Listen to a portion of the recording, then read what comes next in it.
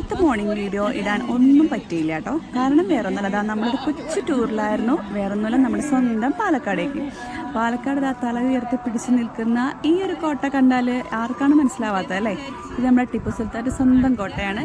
അപ്പം നമ്മളിത് ഈ കാണുന്ന വെള്ളത്തിൽ കാണുന്ന ഒരു അത്ഭുതകരമായ കാഴ്ചയാട്ടോ ഈ കാണുന്നത്. എന്ത് മീനാണെന്ന് അറിയാൻ പാടില്ല, ഒരു കൂട്ടം മീനുകൾ തന്നെ അതിലുണ്ടായിരുന്നു.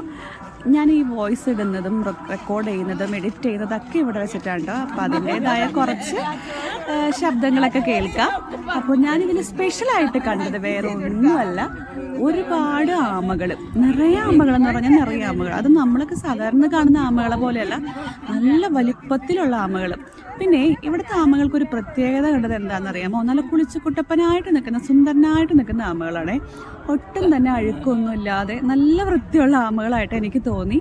അതിൻ്റെ പുറന്തോടിലുള്ള കുറച്ച് ഡിസൈൻസൊക്കെ ശരിക്കും നമുക്കങ്ങനെ വിസിബിൾ ആവുന്നുണ്ട് കേട്ടോ. അതുപോലെ തന്നെ ഒരുപാട് മീനുകൾ, അതും ചെറുതൊന്നും അല്ലാട്ടോ, വലിയ മീനുകളാണ്, ഒരുപാട് എണ്ണം ഉണ്ടായിരുന്നു. ഇതിൻ്റെ ഇടയിലാണ് ഈ പറയുന്ന ആമകൾ. മാത്രമല്ല നമ്മുടെ ഈ ഒരു ആമകൾക്ക് മീനുകൾക്കും കുറച്ച് പേര് പോപ്കോൺ പോലുള്ള ഐറ്റംസ് ഇട്ട് കൊടുത്തപ്പോൾ അത് ഫൈറ്റ് ചെയ്തിട്ടുണ്ടോ സത്യത്തിൽ ആ ഫുഡ് എടുക്കുന്നത്. കോട്ടയുടെ കുറച്ച് ഭാഗങ്ങളാണ് നിങ്ങളിപ്പോൾ ഈ കണ്ടുകൊണ്ടിരിക്കുന്നത് കേട്ടോ. നല്ല രസമാണ് കോട്ടയുടെ വ്യൂ.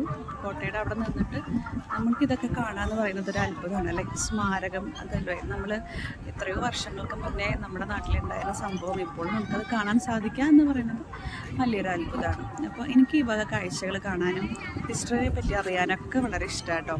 അപ്പോൾ നിങ്ങളും എന്നെപ്പോലെയാണോ? ഇനി പാലക്കാട് നമുക്ക് എക്സ്പ്ലോർ ചെയ്യാൻ പറ്റിയ സ്ഥലങ്ങൾ ഏതാണെന്നും കൂടെ ഒന്ന് കമൻറ്റിൽ പറയണം കേട്ടോ. ഇഷ്ടപ്പെട്ടെങ്കിൽ ലൈക്ക് ചെയ്യാൻ മറക്കല്ലേ.